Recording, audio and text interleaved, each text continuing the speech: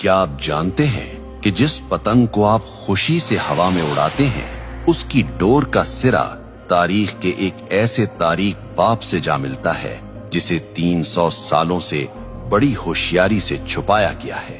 हम इसे बसंत कहते हैं, हम इसे सकाफत कहते हैं, लेकिन तारीख की पुरानी किताबें कुछ और ही कहानी सुना रही हैं। क्या ये वाकई बहार का जश्न है या फिर एक ऐसे शख्स का मातम जिसने तारीख में मजहबी नफरत की बुनियाद रखी थी? आज हम जज्बात की नहीं, सबूतों की बात करेंगे। आज हम तारीख के उस बंद दरवाजे को खोलेंगे और आपके सामने वो हकाइक रखेंगे जो शायद आपसे हमेशा छुपाए गए।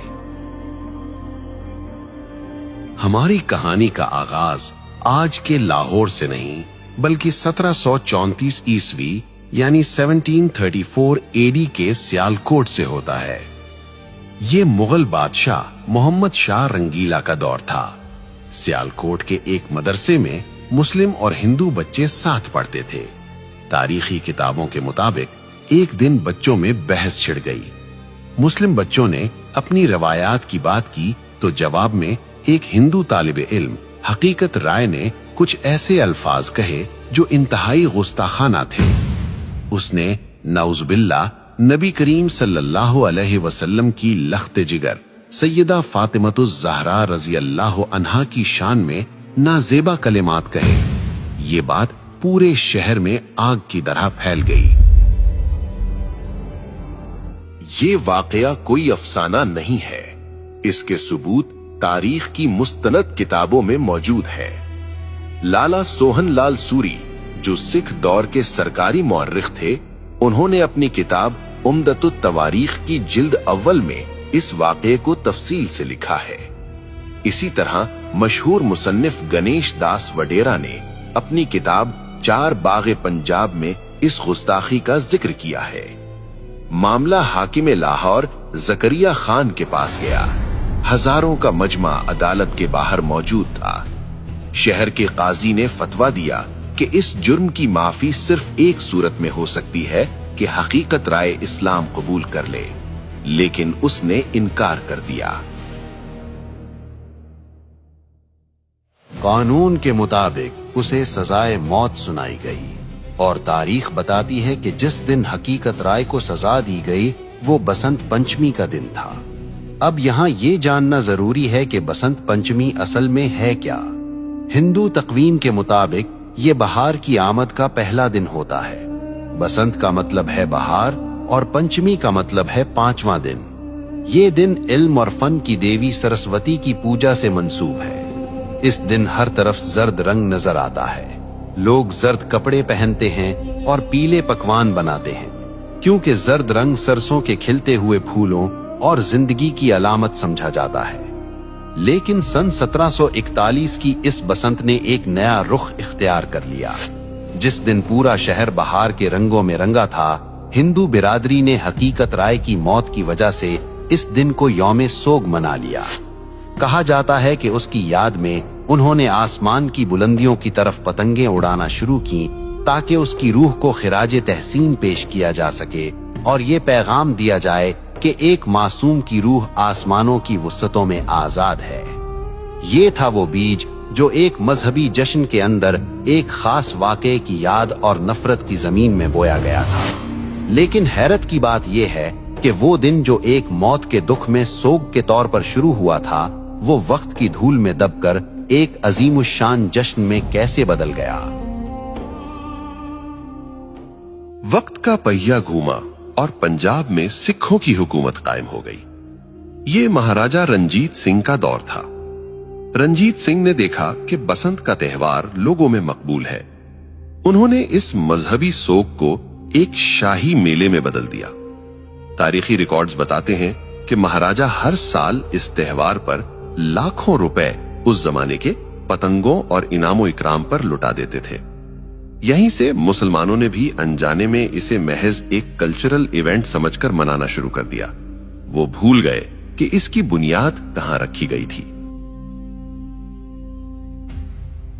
फिर 1849 में अंग्रेज ब्रिटिश राज आ गए। उन्होंने देखा कि ये मेला मकामी लोगों को मसरूफ रखता है, तो उन्होंने इसे और हवा दी। अंग्रेजों के दौर में लाहौर के अंदर बाकायदा बसंत क्लब बन गए। छतों पर होने वाली पार्टियां और होटलों में होने वाले रक्स अब लाहौर की पहचान बन चुके थे। 1947 में पाकिस्तान बना, लेकिन अफसोस हम जमीन तो ले आए मगर कुछ रस्में सरहद के उस पार से अपने साथ ले आए। और फिर इस त्योहार ने अपना असली खूनी रंग दिखाना शुरू किया। आजकल एक दलील दी जाती है कि जी हम केमिकल डोर इस्तेमाल नहीं करते, हम तो सादा धागा इस्तेमाल करते हैं। ये एक बहुत बड़ी गलतफहमी है। साइंस कहती है कि जब धागे पर कांच और केमिकल लगकर हजारों फुट की बुलंदी पर तनता है और हवा का दबाव उस पर पड़ता है तो वो तनाव की वजह से एक आरी जितना तेज हो जाता है। जब वो मोटरसाइकिल पर जाते हुए किसी इंसान के गले से टकराता है तो वो केमिकल हो या ना हो, वो शहरक काट देता है। ये महज हादसा नहीं होता, ये कत्ल है। आइए जज्बाती बातों को छोड़कर आदादो शुमार स्टेटिस्टिक्स देखते हैं। पुलिस रिकॉर्ड और अस्पतालों के डेटा के मुताबिक सिर्फ 2006 से 2009 के 3 खूनी सालों में लाहौर, फैसलाबाद और गुजरांवाला में 119 अफराद इस खूनी खेल की नजर हुए। इनमें 40% से जायद वो मासूम बच्चे थे जो पतंग लूटते हुए छत से गिरे या सड़क पर गाड़ी के नीचे आ गए। भारत में सूरत हाल इससे भी बदतर है। जानवरों के हुकूक की तंजीम पीटा की रिपोर्ट के मुताबिक हर साल बसंत के मौसम में हजारों परिंदे आसमान में तनी हुई इन डोरों से कटकर मर जाते हैं। क्या किसी त्योहार की कीमत इतनी लाशें हो सकती हैं? सिर्फ इंसानी जाने नहीं, ये शौक मुल्क की मईशत को भी अरबों का नुकसान पहुंचाता है। वापडा की सरकारी रिपोर्ट्स के मुताबिक धाती डोर गिरने से ट्रांसफार्मर्स ट्रिप कर जाते हैं और तारें शॉर्ट सर्किट हो जाती हैं। माजी में एक एक रात में लाहौर जैसे शहर को कई कई घंटे अंधेरे में डूबा रहना पड़ा। करोड़ों रुपए की बिजली जाया होती है और ये बोझ आखिरकार आवाम की जेब पर ही पड़ता है।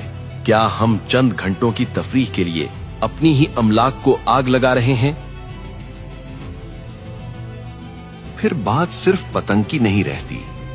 बसंत की रात, हवाई फायरिंग और बेहयाई का जो बाजार गर्म होता है, क्या वो हमारी सकाफत है? एक तरफ दुनिया भर के मुसलमान गजा और फलस्तीन के बच्चों के लिए रो रहे हैं और दूसरी तरफ हम अपनी ही गलियों में अपनी ही खुशी के लिए अपने ही लोगों का खून बहा रहे हैं। क्या ये बेहिसी की इंतहा नहीं है? सवाल ये है कि अगर बसंत नहीं तो फिर क्या? हमारे पास ईदैन की खुशियां हैं, हमारे पास खेलों के मैदान हैं, PSL है, क्रिकेट है, सियाहत है। हम वो कौम हैं जिसने दुनिया को तहजीब सिखाई। हमें अपनी खुशी मनाने के लिए किसी ऐसे त्योहार की जरूरत नहीं जिसकी बुनियाद में नफरत हो और जिसके अंजाम में मौत हो। आज फैसला आपके हाथ में है।